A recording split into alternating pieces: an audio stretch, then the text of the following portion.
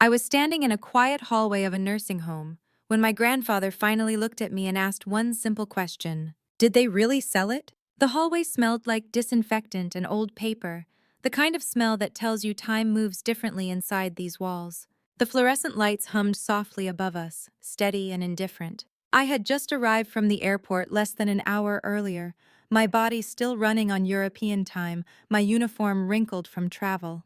When he asked that question, his voice was calm. Not confused, not weak, calm in a way that made my stomach tighten. I already knew that whatever answer I gave would change everything. I told him the truth. While I was stationed at Ramstein Air Base in Germany, my father had sold his antique watch, the one he promised me, and used the money to help buy my half-sister a $15,000 car. My grandfather did not raise his voice. He did not cry. He did not even sigh. He reached slowly for his phone, scrolled until he found one name, and pressed call. When the line connected, he said only 7 words. "It is time they met my lawyer." In that moment, everything I thought I understood about my family began to collapse. My name is Sophia Taylor. I am 31 years old, and I have been serving in the United States Air Force for almost 9 years. When this story began, I was stationed overseas at Ramstein, living out of a suitcase, counting weeks by deployment schedules and time zones instead of birthdays and holidays. From the outside, my family probably looked respectable,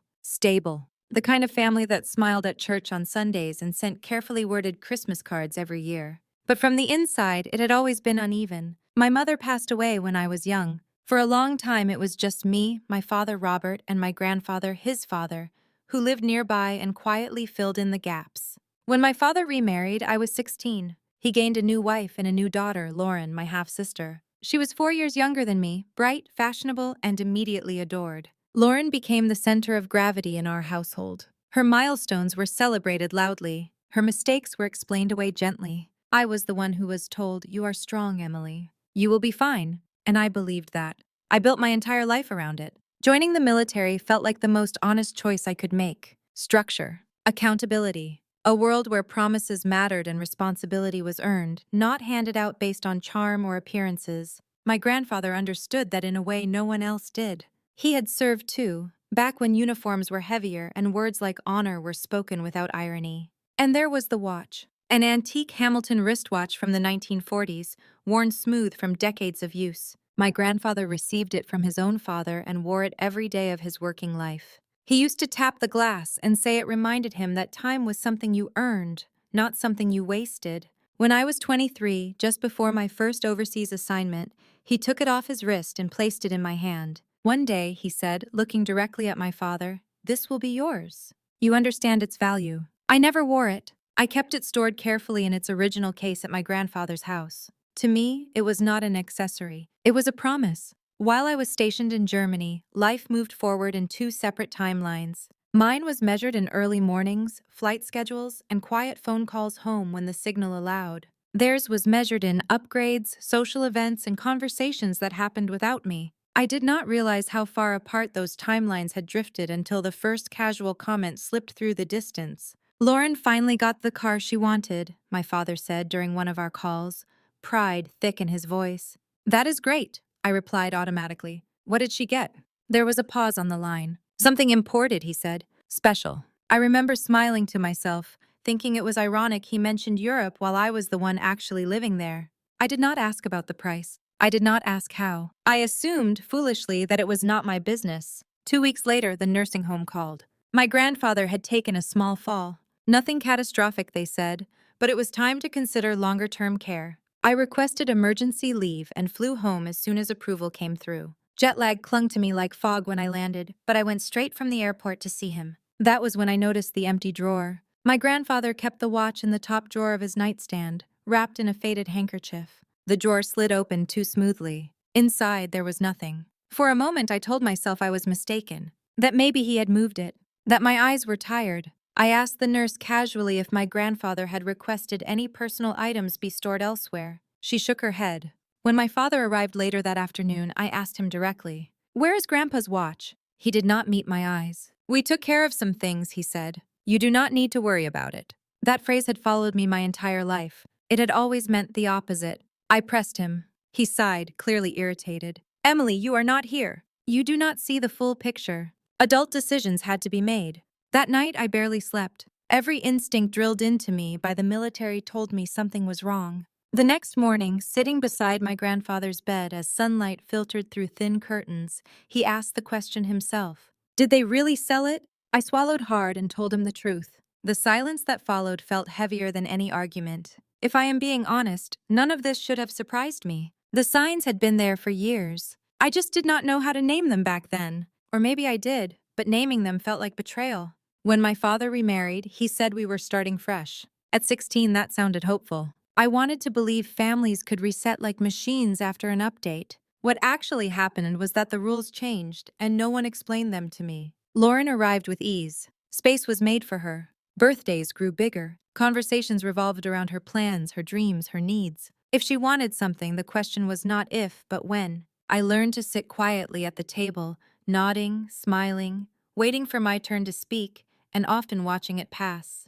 My father used to say, "Emily is independent. She does not need much." It sounded like praise. It felt like permission to be overlooked. My grandfather noticed. He always did. He lived 10 minutes away in a small house that smelled of coffee and old books. When I was home, I stopped by in the evenings just to sit with him. Sometimes we talked. Sometimes we watched the news in silence. "You chose a hard road," he once said, pouring coffee into chipped mugs. Hard does not mean wrong. When I joined the Air Force, my father told everyone how proud he was. Maybe he was, but pride did not look like understanding. It did not look like learning the difference between a duty station and a deployment. It did not look like asking how it felt to miss holidays and birthdays. Lauren stayed close to home. She went to the right schools, dated the right people, and learned how to move through rooms where appearances mattered more than substance. My stepmother adored her. My father admired her. Together, they formed a unit I was never really part of. The car made that painfully clear. A photo on social media.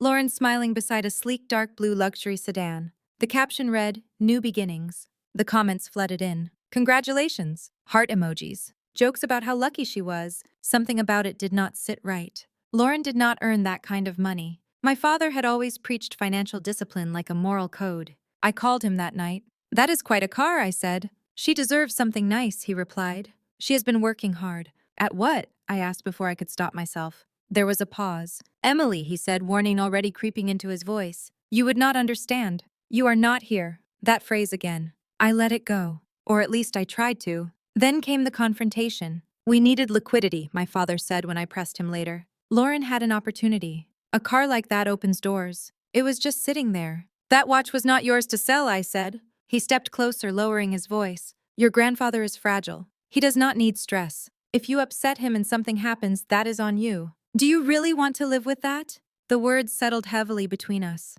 They were meant to scare me. And for a moment, they worked. But that night, watching my grandfather sleep, I realized something I had avoided my entire life. Silence had never protected anyone in this family. It had only made room for the wrong people to act without consequence. And for the first time, I knew I could not be quiet anymore. The next morning, I went back to the nursing home alone. The hallway was quiet, the kind of quiet that hums instead of rests.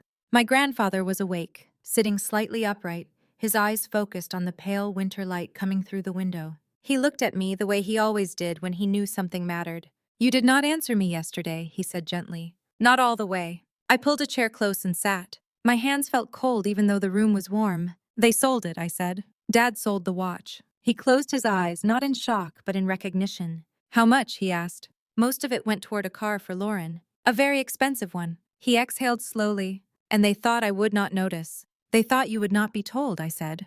A faint smile touched his lips, but there was no humor in it. "Your father has always mistaken silence for ignorance." He reached for the small table beside his bed. "Hand me my phone." I did. He scrolled through his contacts with steady fingers and pressed call. "James," he said when the line connected. "It is time." When he hung up, I stared at him. "Who was that?" "My lawyer," he replied simply. "He has been my lawyer for over 30 years. Longer than your father has been an adult." I realized then that this was not impulsive. This was prepared. "I hoped it would not come to this," he said. "But hope is not a plan." He asked me to do one thing. "Come to the gathering this weekend. Dress nicely. Do not argue. Do not explain. Just be present."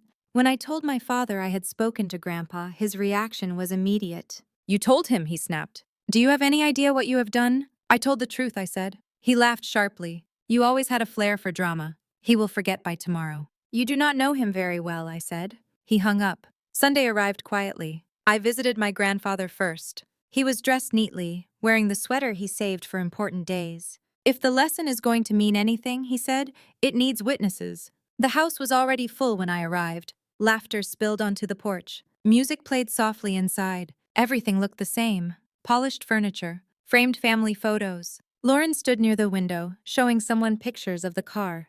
When she saw me, her smile faltered, then returned. Emily, you made it. Of course, I said. My father appeared moments later, drink in hand. Let us keep things pleasant today, he said. Always, I replied. He raised his glass. Family means everything to us. We are proud to support Lauren's future. Applause followed. Then a man I did not recognize stepped forward. Robert Carter, he said calmly. My father frowned.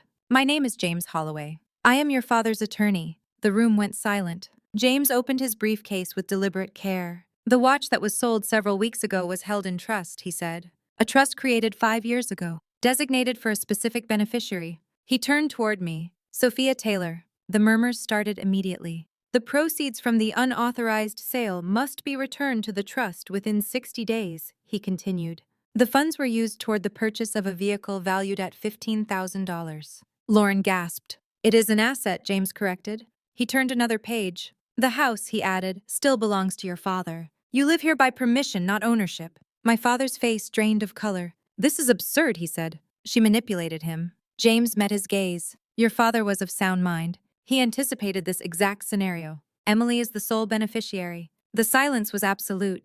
This is not revenge, James said. This is accountability. The gathering dissolved without ceremony. Guests left in small groups, murmuring excuses, avoiding eye contact. No one stayed to help clean up. The celebration had curdled into something no one wanted to be associated with. My father sat at the table long after everyone had gone, staring at nothing. I went to the nursing home that night. You stood when it mattered, my grandfather said. The weeks that followed were quiet but heavy. Arrangements were made. Deadlines set. Paperwork signed. Lauren returned the car. The dealership offered far less than what had been paid. The loss was significant. So was the lesson. My father moved out 2 months later. He did not use the full time he was given. We spoke once on the phone. I should have protected that watch, he said.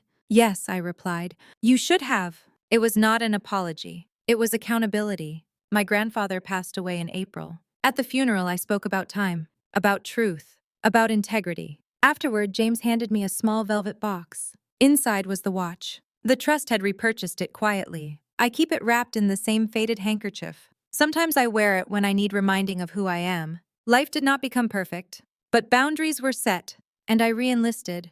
Not because I was running, but because I finally knew what I was standing on. I do not wear the watch every day. Most of the time, it stays in my desk drawer, wrapped in the same faded handkerchief my grandfather used for decades. When I open the drawer, I can still smell the faint trace of oil and time, like something earned rather than given. The ticking is steady, unimpressed by excuses, unmoved by emotion. Life did not reset after that Sunday. Families do not suddenly become fair just because the truth comes out. Lauren and I speak occasionally now, carefully, like people walking across thin ice. My father and I keep our distance, not out of anger, but out of respect for boundaries that took far too long to establish. I learned something important through all of this. Standing up for yourself is not the same as hurting others. For most of my life, I believed that being quiet made me strong, that enduring made me noble, that swallowing discomfort was the price of keeping peace. But silence is not always sacrifice. Sometimes it is permission. Permission for people to take what was never theirs.